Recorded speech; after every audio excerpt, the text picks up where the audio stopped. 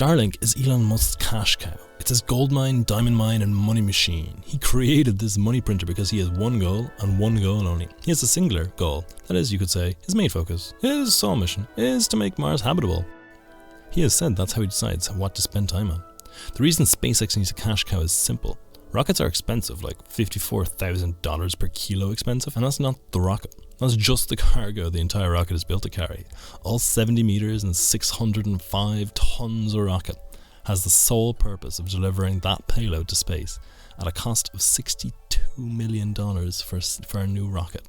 Before SpaceX developed reusable rockets, that entire rocket could only be used once. Now the rocket core can be used multiple times, reducing the cost for everyone. However, the amount of money needed to build rockets that will carry habitats, machinery and people to Mars is astronomically large. These rockets that are sent to Mars will not be generating any income for SpaceX. Nobody's going to hand the money to fire an entire rocket filled with solar panels to Mars, so SpaceX will have to fund the launches themselves. And with the entire market for rocket launches worth only $10 billion per year, they needed additional income sources. And all that cash money gotta come from somewhere. Bank heists? Drugs? Nah, they went up for magic internet money. I'm not talking about Bitcoin. I'm talking about selling internet. Yeah, that's right. Elon Musk will let you download memes from space. Now, before I hear a word of complaint from you, like, no Jim Jog, I get my memes from a local homegrown supplier who injects them directly into my bloodstream, free of charge, and I like to support local businesses, and even if technically the satellites are in my country's airspace, that's like hardly a local business like. Well buddy, have I got news for you.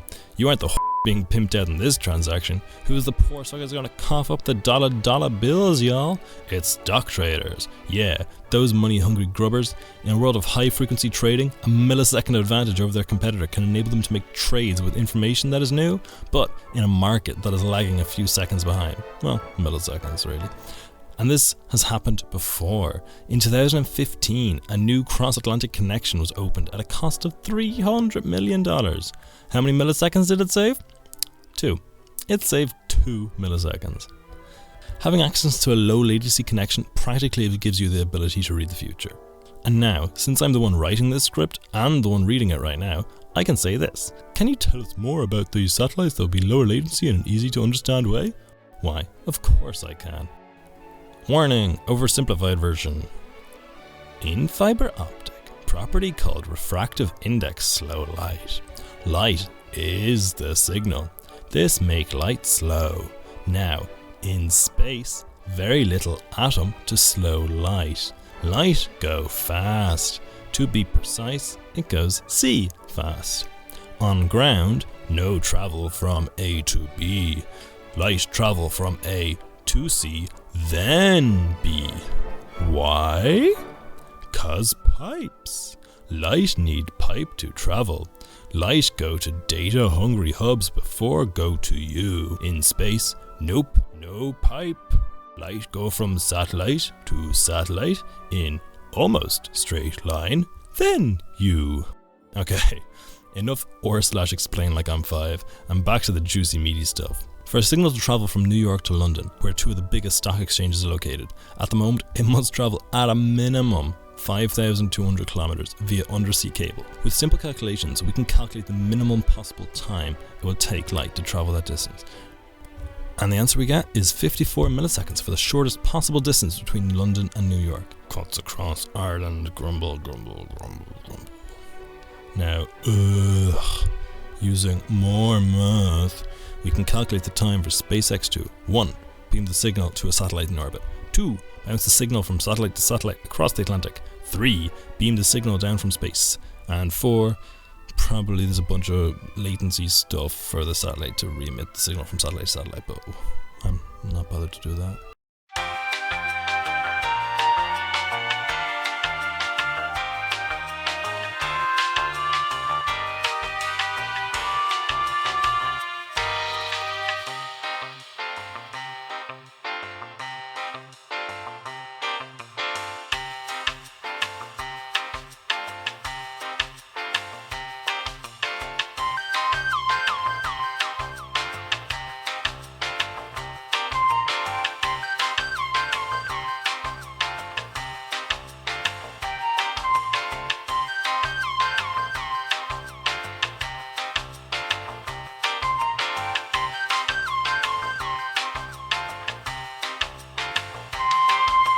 and we get an estimated minimum of 47 milliseconds. Since they don't actually advertise a latency anywhere, I hope my math is correct, although Daddy Elon has said 20 milliseconds, but who knows what he was talking about in that tweet. And on top of all of this, all of that math is based on the shortest possible fibre optic connection between London and New York, which doesn't actually exist, and the advantage only gets bigger the further data must travel. Yeah, that's pretty much all I have to say. So, in summary, stock traders need the most recent information on markets, especially foreign markets.